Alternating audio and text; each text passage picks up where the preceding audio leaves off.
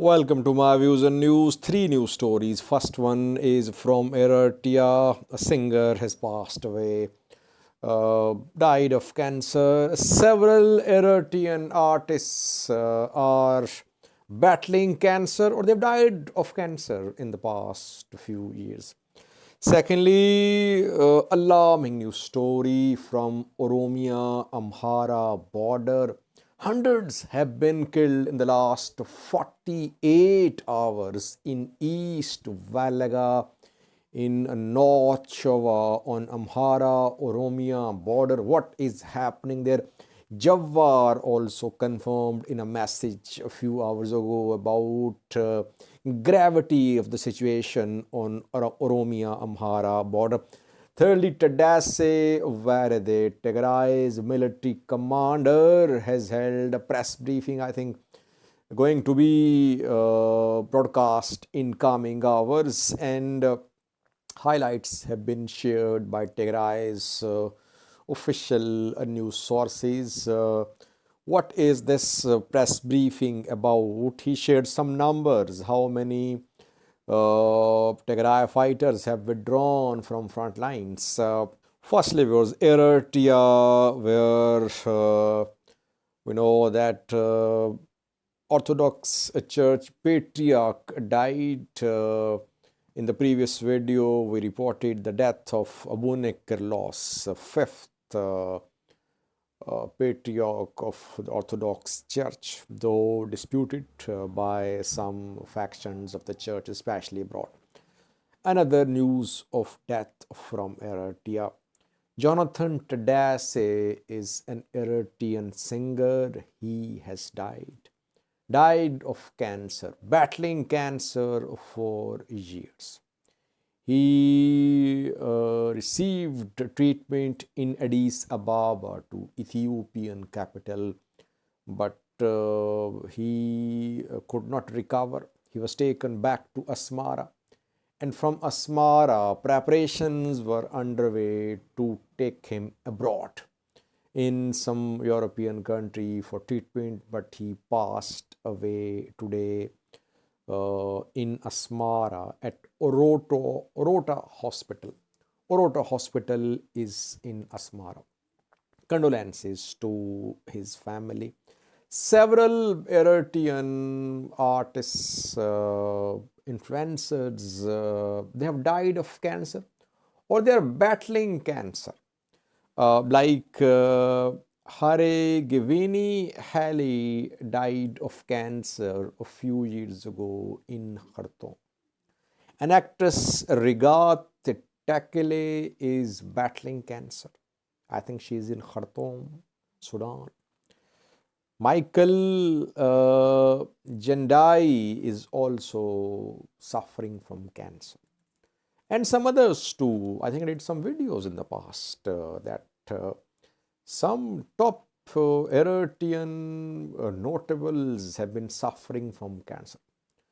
Eritrea takes pride in having a very effective healthcare system, but I think it does not have sophisticated equipment to treat cancer. That is why, and if I personally know a little bit about it because one of my family members is suffering from cancer. The earlier it diagnosed, the better it is for the patient. At later stages, it becomes difficult to control cancer. And in Eritrea, since there are no modern services available to diagnose cancer, that is why perhaps when diagnosis is done, it's too late. So that is why people are dying. Secondly, viewers, Amhara Oromia border, alarming situation there for the last 2 days. Some news sources have been reporting from both sides, from Amhara side, from Oromia side, that there was fighting on Oromia-Amhara border. Now it is being confirmed Fighting is not in just one town, it is in several towns on Oromia-Amhara border. On Oromia side of Oromia-Amhara border, several forces are involved. Jawar today confirmed that 4 forces are involved in the ongoing instability on Oromia-Amhara border.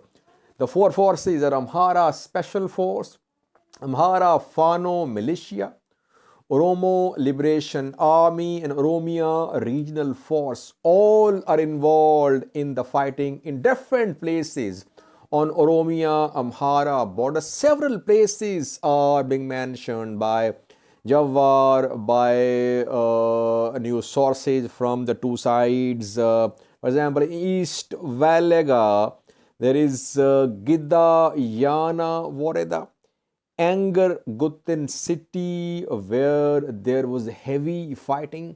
Amharic news sources claim that Amharas are being killed and that Oromia regional forces are involved. They are behind the killings of ethnic Amharas. On the other hand, news sources from Oromia say that around 400,000 have been displaced in the last 48 hours, and Jawar said 350 have been killed in the last 48 hours. Jawar mentioned some places. He says that in Kambolcha and Gabate, which are in Horogodoro, in Kiramo, which is in East Valaga, in Koyo and Varajerso, which are in Silale, North Sheva, more than 300 have been killed. Jawar obviously is a responsible person. He is vice president of Oromia Federalist Congress, OFC. He is not fueling the tension. He is warning. He is saying this fighting between armed groups can turn into fighting among communities. It can spread into other parts of Oromia too. He is warning. He is saying that immediate intervention is needed. Intervention by obviously federal government. I've been saying for months that Ethiopian National Defense Force should be deployed along Oromia-Amhara border. Border should be properly demarcated, and ENDF should be deployed here, or some other force, not from Oromia or Amhara. Otherwise, civilians will keep on dying and no one will be brought to justice. Now, hundreds killed. Who killed them? No one knows. Both sides blaming each other. Oromia side blaming Fano, Amhara Special Force. Amhara side blaming OLA and Oromia Special Force. So it means that you'll never know who is behind these killings. People, some of them could be fighters and some could be civilians. They'll keep on dying. The issue which is between Oromos and Amharas, we cannot deny that there is unresolved issue between Oromos and Amharas in Oromia. The issue is about their harmony. Can they live in a harmonious manner in Oromia, in border areas? Has the border been properly demarcated? And who is going to protect Amharas in Oromia? And some Oromos come under attacks too from Amhara region. From Amhara region, militias enter Oromia too. It means a comprehensive approach is needed to resolve the conflict on Oromia-Amhara border. Ethnic issue, territorial dispute, and maybe political issue as well. All are linked. All are different angles to this conflict on Oromia-Amhara border. In Oromia, not in Amhara region. Lastly, Mr. Tadese, where the Tigray's military commander has held a press briefing going to be aired in coming hours, so maybe on DWTV or Tigray TV. He tried to alleviate the concerns, the fears of Tigrayans in Tigray, outside Tigray. He said security of Tigray was paramount and peace agreement will be implemented, but security of Tigray will not be overlooked. He confirmed that 65% of Tigray fighters deployed on front lines have withdrawn to other positions which are not front lines. It means that majority of Tigray fighters has withdrawn from battlefronts to maybe to camps. And secondly, he talked about implementation. He said that Tigray government was committed to implementation of the peace agreement, but he mentioned atrocities, alleged atrocities being committed by Amhara forces and Eritrean military in Tigray.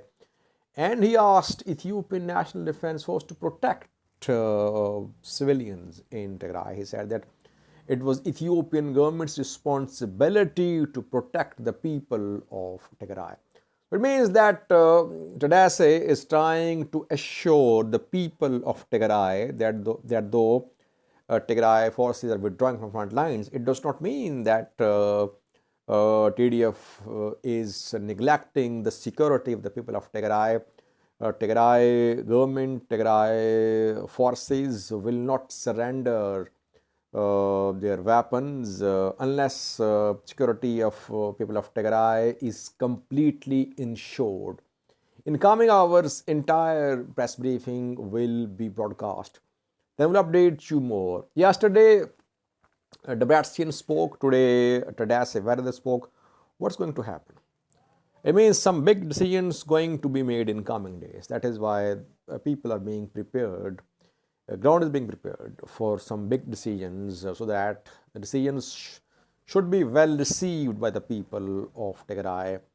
I think something big is coming in coming days. That is why perhaps the two top leaders from Tigray, Tadese and Debratsion, have tried to take the people of Tigray on board regarding the implementation of peace agreement. Thank you for watching.